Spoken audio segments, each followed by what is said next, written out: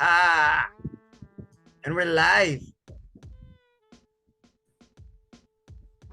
Okay, that's an inside joke. See, you're laughing. I would just like to say Mariah Mills' coming baby is not mine. Okay, I would just like to put that on the record and let you guys know, because my search history has not been published online. Wow, another. Good afternoon, good morning, good evening, ladies and gentlemen, wherever you are, whatever time it is for you right now. Just know that you are locked in onto the point with the king. You guys can find us Apple, Amazon, Spotify if you don't want to see our faces. But if you do, go on Twitter, Facebook, Instagram, and hopefully YouTube, which is where you're watching us right now.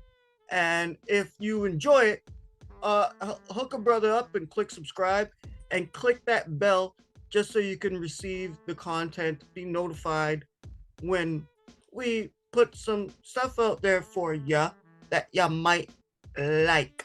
And speaking of liking things, we hope you guys enjoy our amazing guests and you guys like them, especially right here.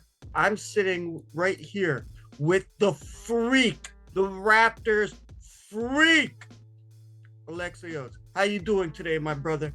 Good to see you, King. So happy to be returning to the point and seeing you, Brian. So happy to be here, King. Happy Eve.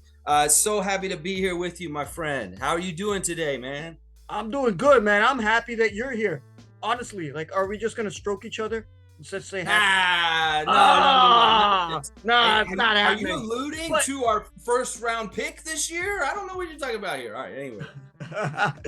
But you know what, ladies and gentlemen out there, if you do enjoy our content, please go check out the Raptors Freak every morning. It's like freaking clockwork for your Raptors fix, because I know that we have all been like with now that it's the off season, we all need our fix. I guess we're like Raptors addicts, and my man right there, the Raptors Freak, he's doing it. You guys will find me on there too, commenting, and I hope you guys enjoy the content that he puts out because it's very well deserved. Okay, now that's nice to say, Brian. Every morning, 9:30, YouTube, Raptors Freak. There we go. I'll leave a link in the description for you, ladies and gentlemen. Make sure you go click subscribe. Help him out as well. If you love me, you gotta love him. Now, Brian. Let's get back to the future, Marty. You gotta go get some plutonium, Doc. Yeah. We ain't got no DeLorean. We ain't got no flux capacitor. Okay? No. We ain't got no clock tower. No. Right? No. We ain't got none of that. But maybe we can look into our glasses and check out the tea leaves and try to see what the future is for your Toronto Raptors out there. Okay. And what I wanted to start with you, Freak, is the recent acquisition of Darko. I will not say his last name because I will screw that up every time. Vojakovic. Oh, there we go. I don't want to disrespect the man's name. It's all good. Right? It's all good. Silent J. Just remember that. It's a silent J.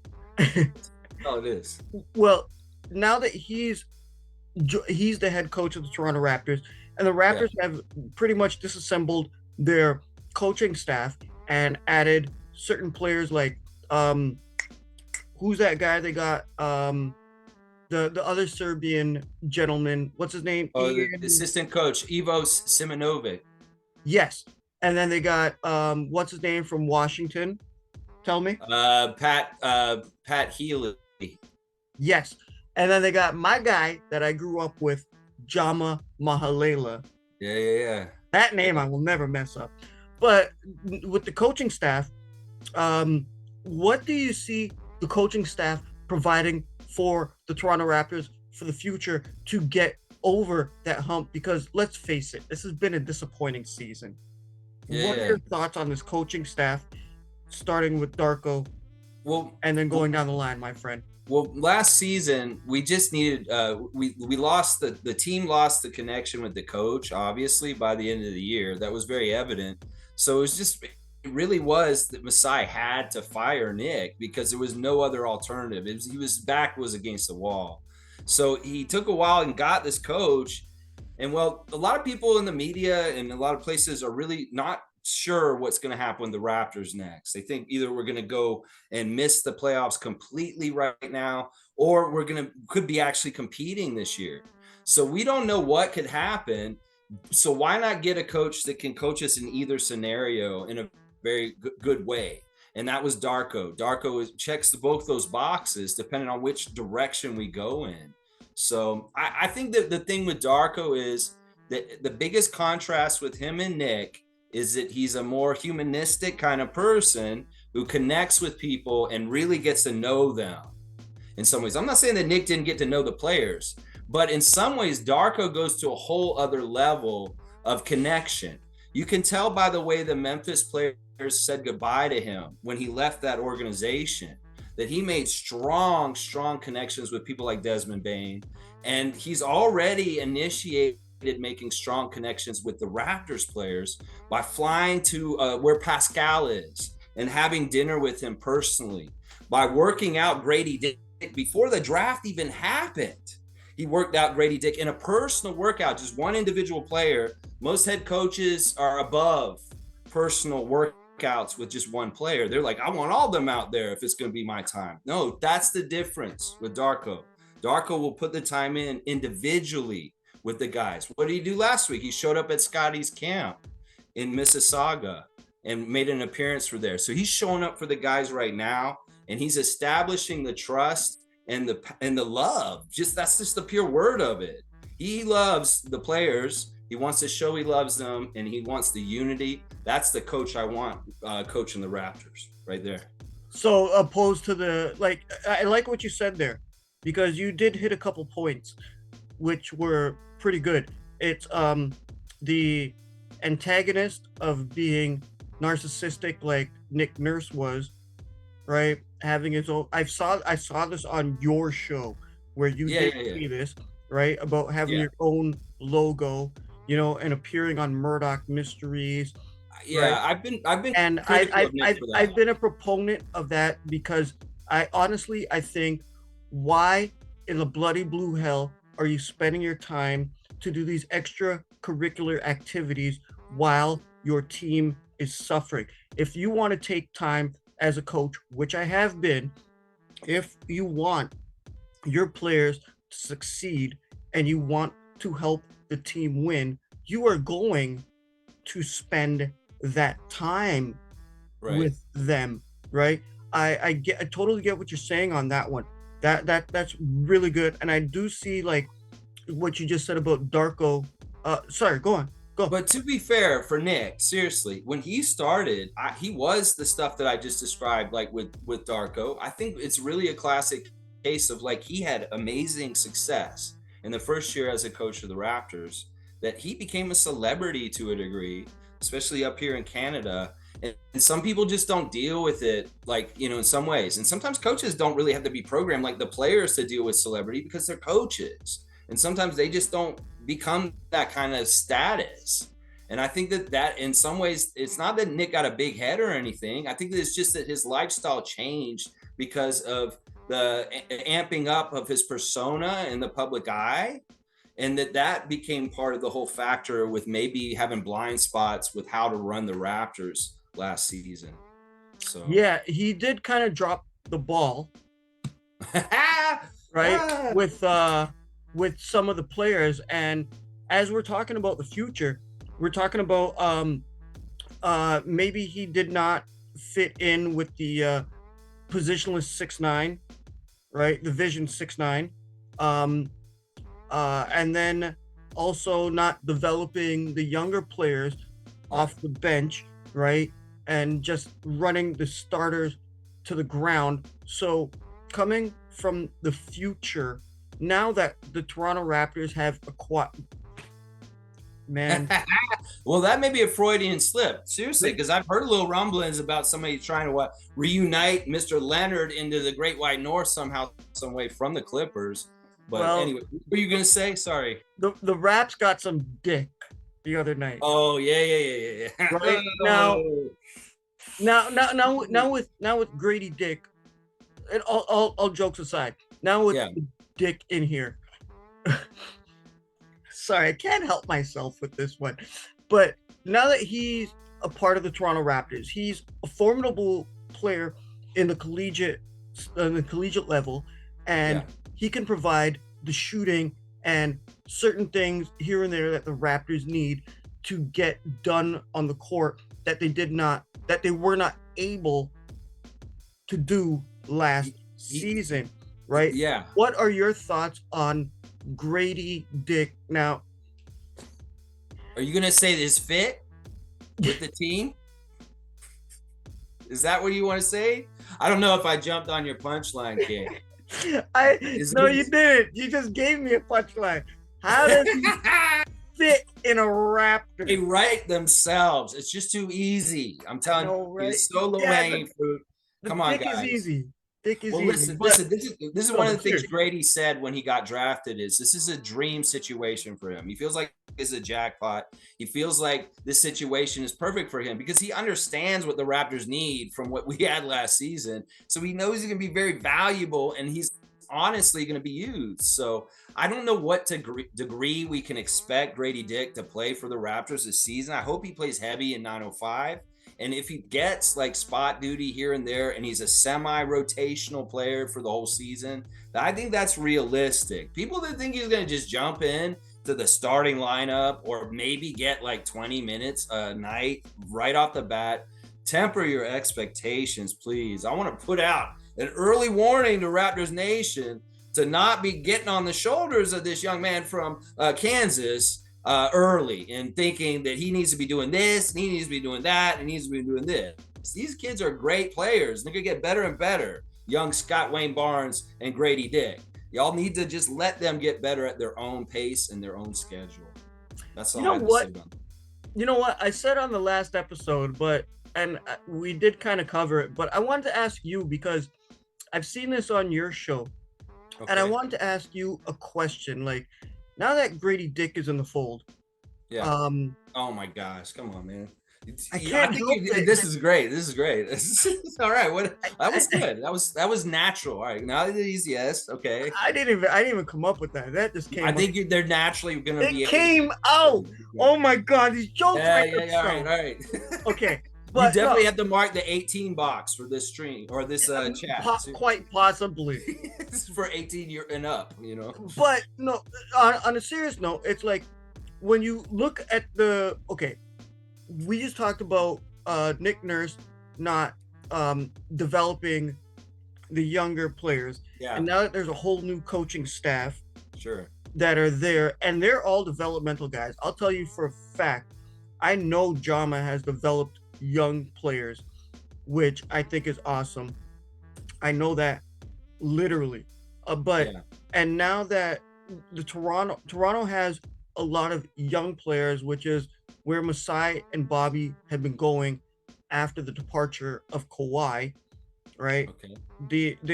Can there be, like, what would you think of, like, we've seen trade rumors of OG leaving, Pascal leaving, Fred possibly leaving, Trent just opted back in. Like, we can see, we haven't heard anything about Boucher, but we have seen that some of the elder statesmen there's a possibility that they can be gone. But however, the younger guys, we're going back to the future, Marty. Okay. What if we were to see a lineup on the court someday of Koloko, Barnes, Grady, Banton, and Flynn, and all succeeding and taking control of the game? What are your thoughts on the future for the Toronto Raptors, my man? I think that, listen, this is one of the things that I have such a gripe with right now in Raptors Nation is people just expecting us to be very mid. One thing is, first of all, we weren't mid last year. It's just because our record was 500. There were a lot of issues going on with our team with injuries. There was a very strange schedule last year that had stacked games all over in different places. Or schedule in the league.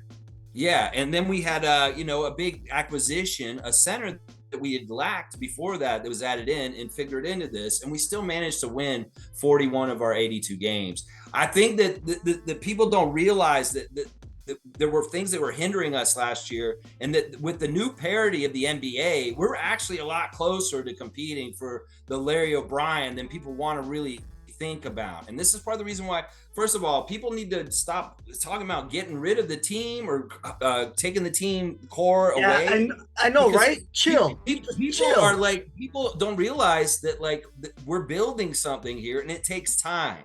And y'all are just impatient when you think like, oh, we need to move this person, we need to move this person. Well, we'll say this, King. The new CBA encourages teams to take the team building strategy that the Raptors are already currently on. That there's a lot of teams that are going to find out, as of that paper that came out this week, that their team building is not following the regulations, and they're going to have to do things totally differently in some ways. So we're set up in some ways with bird rights, and developing our own players and keeping them in-house is actually the way the NBA wants the teams to develop and build their teams. So we're in a very good position with this, and that's just part of why we're set up to kind of keep our guys. That they got to do something with Thad and Delano. I don't know what's going to happen, and then we'll see what happens with Jakob and Fred after the deadline, or after the free agency starts. So it's going to be.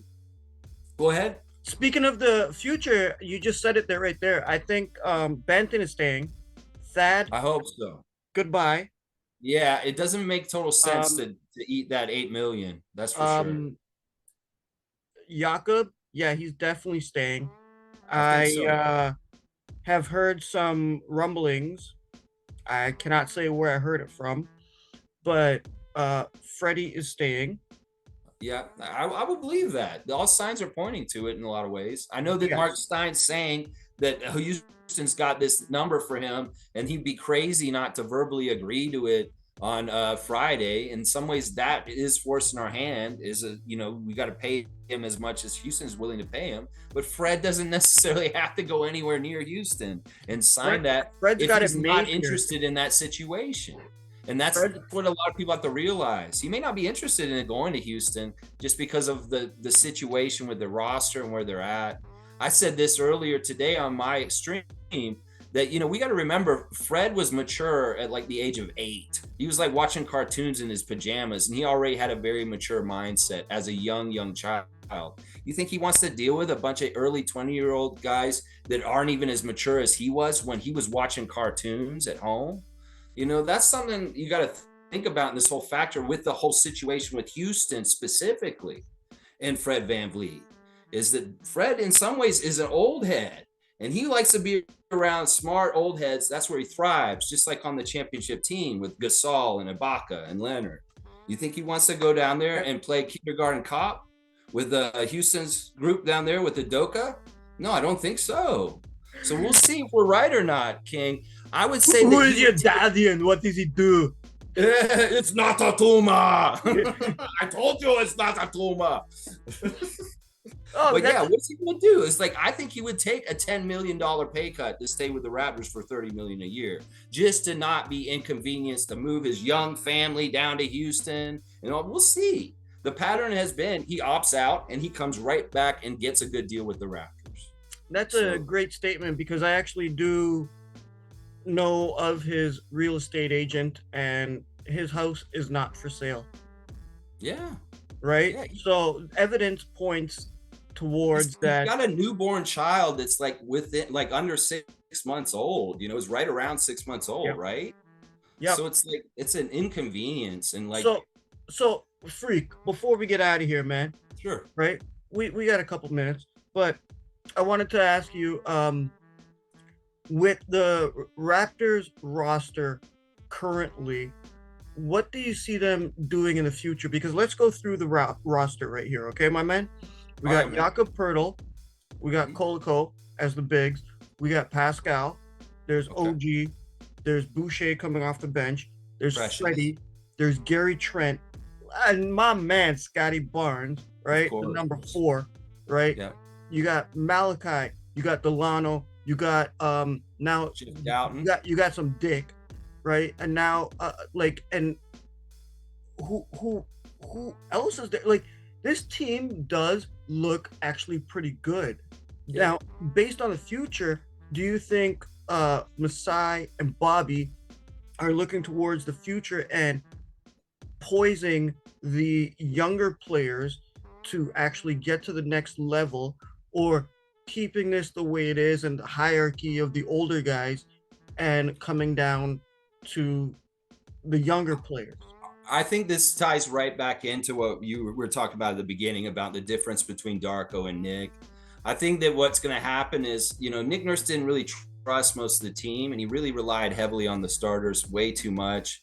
And Darko is the kind of guy that maybe he'll come in and he'll see usefulness in all the players in the roster, and he'll figure out ways he can incorporate them to be able to be played. I think that all Raptors fans can agree that we would like to see the workloads of Siakam and VanVleet just come down just a smidge, as far as maybe the minutes that they're overplayed, as far as how many touches and how many times they shoot. Guys like Barnes and Anunoby and other players on the team can absorb a bit of that more. And then I think the future of the Raptors is a natural transgression of different Raptors, once again, stepping up and having big nights. But over time, the main guy, like Siakam right now being that guy, is going to morph over to being more like Scotty. And it may not happen this year, but it's probably going to happen like in the next 2 years. And it's really just going to be at its own pace. And Raptors fans need to just be patient, and we'll see how it happens naturally, because Coach Darko will allow, instead of gatekeeping people with the bench like Nurse was doing, he's going to allow these guys a chance to come in and contribute to winning basketball for the Toronto Raptors. So that's the way I look at it right now. I agree with you 100%, because the Raps, whether you like it or not, ladies and gentlemen, there is going to be a change at some point, right? And see, you get this, Brian, like if they don't do better, then Masai and Bobby will make a big trade halfway through the season. Just think about it that way, because they tinker with it little by little. You don't make big, huge, drastic change where you demolish everything all at once. You fire the coach. Okay, let's see how that changes the environment. Give this a chance. And if there's something still not working going into the next season, then you do the next possible move that you think is going in the right direction to fixing the team. Yes. So trust the process. Maybe you'll win an MVP, ladies and gentlemen. That's right. I love it. I love it, King. I love it. Right. But it's true though. Like, you have to wait. Like, there's not going to be that like blockbuster Kawhi thing that comes in with some good veterans. You don't know. I don't know if lightning strikes twice, but I wouldn't be surprised like if something crazy happened where all of a sudden Kawhi Leonard's in a Raptors jersey again this summer. I think there is a formula as to what they're doing right now from the front office. Yeah. And I'm excited to see how it will play out this season, because this past season, yes, they finished at 500. Yeah. Right. And what seed were they? They were in the play-in. Yes. Yeah. Right. Yeah. The year before, they punted the play-in on purpose. What? The year before, I predicted them to be in 4th, which they were. So they have the potential. The potential is there on the roster. Yeah. It depends on how it's utilized.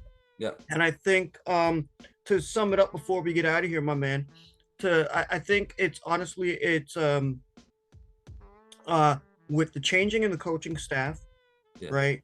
The addressing the shooting to get some Dick, and to have the big man Jakob Poeltl down there, right? And maybe developing some of the younger players. I think that's going to play a major part in what the Raptors can achieve this season. Mm-hmm. And Marty, Back to the Future, what do you think? You got the almanac? I think that Raptors fans should expect to get to the playoffs. I don't think we'll be in the play-in. I think that we'll be ending up in the 6th or the 5th seed. It depends on how the rest of free agency goes and things how going. And of course, it always depends on health. If we have a good year without health, and then another thing that is always a factor is the season. We got to see what the schedule looks like. We've got to see, there may be some weird stuff with this new in-season tournament that they're going to be doing with this. And, there's going to be, I think it's a fantastic idea, honestly, bro. I think it is, but it's very intriguing. Let's just put it that way. It's going to add more excitement. It's interesting. It's interesting to say nonetheless. Listen, this is my theory. I think that they're going to have us do it against our own division. And that's part of why last season they scheduled the games, all the New York and Brooklyn games at the beginning of the season. And we didn't see them for the rest of the year because they have to structure the season, the schedule like that to do this in-season tournament. So like it'll happen before Christmas. So we may be playing all our Atlantic Division opponents before Christmas this year. Just a heads up. I'm projecting that just because of the way it's probably going to be set up. Okay. So, Freak. Love your takes. Awesome. Glad to agree with you. Glad to discuss it. Before we get out of here, you got a minute. Do you want to say anything to anybody that goes out there and watches Raptors Freak every morning and comes here to watch To The Point? Do you have anything to say to them? I just want to say I appreciate all the Raptor freaks out there, the positive, good Raptor fans that are out there trying to do good out in the world to support the team towards more Larry O'Brien championships. If you're part of the toxic noise, the people that are hating on Fred right now, just please go away. None of this stuff and that stuff as far as get rid of Messiah and stuff like that. I don't like hearing none of that either. If you're a positive fan just like me, 9:30 a.m. YouTube, Raptors Freak channel every single morning. We're talking Raptors and from that positive side. And we just have no patience for that toxicity, whether it's Raptors Twitter or whatever is going on around the Raptors that's toxic. We're trying to keep it real and right for our team and rooting them on to all successes in all areas. That's right. Thank you, King, so much for having me on To The Point once again. I really, really appreciate being here. Thank you for coming on, Freak. Just to hit on that one, yes, go spread the positivity and the good love out there. Share the love. Right? I know y'all microwave generation people out there, I wanted to say another word, but y'all people out there, you want an instant gratification. It's not going to happen, okay? You got to trust it. You got to look at the positives and see what we can do and maybe not criticize, and thank you again, Freak, for coming on. All you guys out there in the Raptors Freak Nation, right? You freakinators out there. Right? Shout out to you guys. Shout out to all you guys from obviously To The Point. We appreciate you guys and all your support, and we all as a community need to build together and keep it kosher and enjoy ourselves. So Freak, on behalf of myself, you, everybody out there watching, the whole Freak Nation, the whole To The Point family, which is everybody that watches, that's what we consider you guys. I'll just say this: good afternoon, good morning, good evening, good night, and peace out, everybody.